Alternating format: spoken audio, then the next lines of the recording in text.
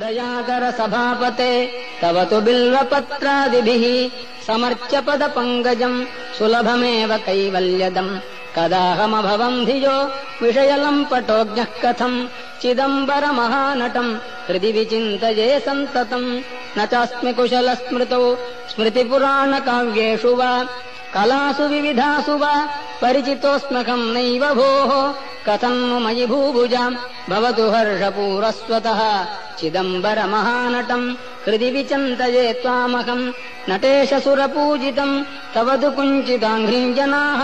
विचिन्त्य सकलेप्सितम् समुपयन्ति भक्ता न किम् कथम् विषयोन्मुखः शिवकपर्दिनम् सन्ततम् चिदम्बरमहानटम् हृदि विचिन्तये त्वामहम् सदा शिव भवान् स्मृतः क्षणिकतोऽपि सर्वार्तिः विना समयदेशकालः भाग्यहीनस्त्वयम् त्वदीय परिचिन्तन रहित नष्टजन्मा सदा चिदम्बरमहानटम् हृदि विचिन्तये त्वामहम् त्वमेव जनको मम त्वमसि मे प्रसूरुन्मनाः त्वमेव सुहृदुत्तमः त्वमसि सूनुरादादयः भवन्तमगजाधिप त्रिदश सार्वभौमत्वकम् चिदम्बरमहानटम् हृदि विचिन्तये सन्ततम् नृकण्डुतनयम् पुरा शमनपाशसम्पीडितम् यदीयपदपङ्कजम् शरणमेवावापस्वकम् निहत्य यमुनाग्रजम् शिततमत्रिशूलेन तम् चिदम्बरमहानटम् हृदि विचिन्तये त्वामहम् उमासखचिदात्मकम् तव तु दिव्यरूपम् विभो हृदन्तरनिविष्टमहमपारयन्वीक्षितुम् मुदैव विचरन् बहिर्यपनयम् सकालम् कदा चिदम्बरमहानटम् हृदि विचिन्तये त्वामहम् विमृश्य मयि किल्बिषान् अवधुनोत्ययम् नार्हति प्रकाममतिदुष्टधीः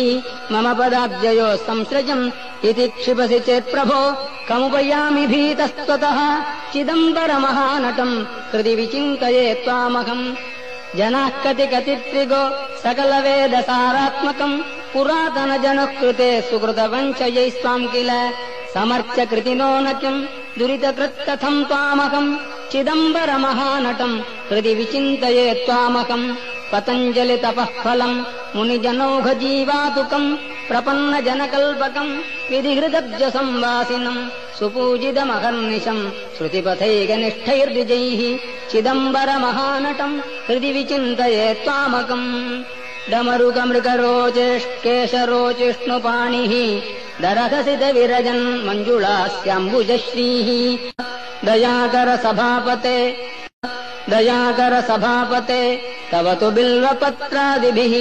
समर्च्य पदपङ्कजम् सुलभमेव कैवल्यदम् कदाहमभवम् धियो विषयलम्पटोऽज्ञः कथम् चिदम्बरमहानटम् हृदि विचिन्तये सन्ततम् न चास्मि कुशलस्मृतौ स्मृतिपुराणकाव्येषु वा कलासु विविधासु वा परिचितोऽस्म्यहम् नैव भोः कथम् मयि भूभुजाम् भवतु हर्षपूरस्वतः।